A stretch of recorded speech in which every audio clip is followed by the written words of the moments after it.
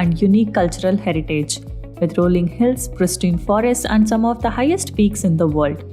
The culture and language are a mix of Tibetan, Southeast Asian, and East Indian culture. It comprises of 8 states: Arunachal Pradesh, Assam, Manipur, Meghalaya, Mizoram, Nagaland, Sikkim, and Tripura. India's northeast is a prisoner of geography, landlocked and ring-fenced by neighbors such as China, Bhutan, Myanmar, and Bangladesh. It is connected to the rest of India by a narrow strip of land that is just 20 kilometers wide, known as the Chicken's Neck, due to its small geographical width. Gandhi once stated that the Northeast region was a model of self-sufficiency, with every woman proficient in weaving her own cloth and should be an inspiration for the rest of the nation.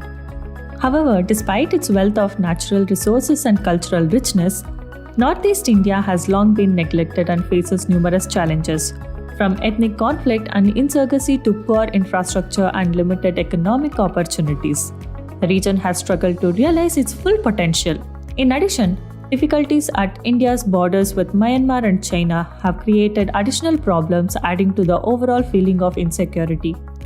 The history of Northeast India is a tale of neglect. The region is comprised of hilly terrain and numerous tribes, over 200 in total. To avoid diseases and dangers from other tribes who practiced head hunting, these tribes lived in higher mountain areas and developed their own unique dialects, customs, and identities, leading to isolation for a long period of time. Around 220 languages are spoken in northeastern states. While the British did not fully control the region, missionaries took the risk to bring them into the mainstream by teaching them English and introducing a religion.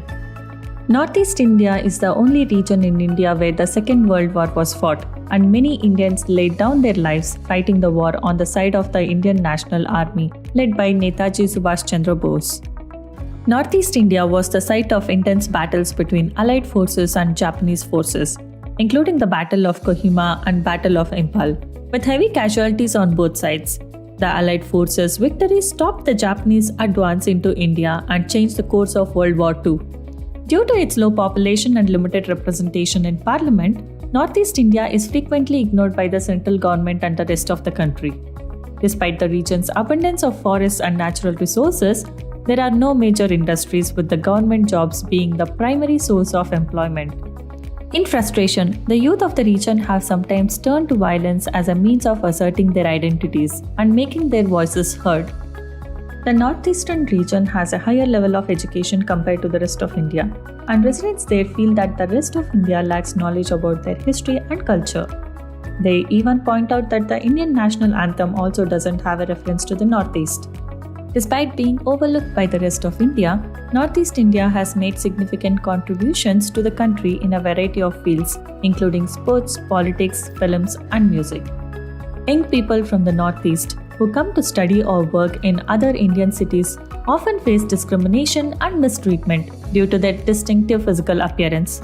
They are sometimes treated like foreigners and subjected to ill treatment.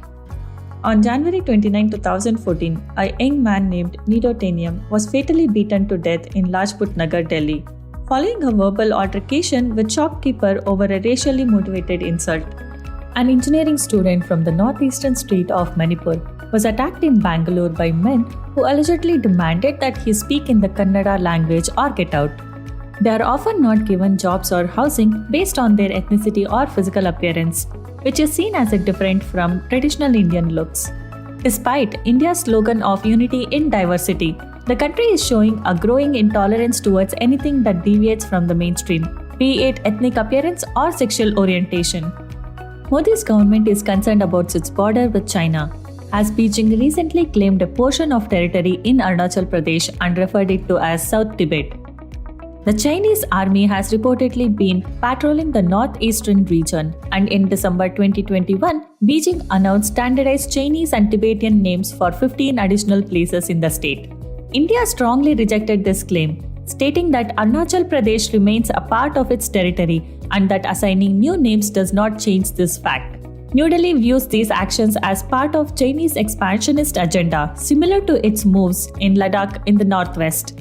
During a recent inauguration of various development projects including roads, Indian Prime Minister Narendra Modi stated that the northeastern states, particularly Manipur, will play a crucial role in driving India's growth in the coming years. He also emphasized the need to acknowledge Kohima's significant role in the Second World War.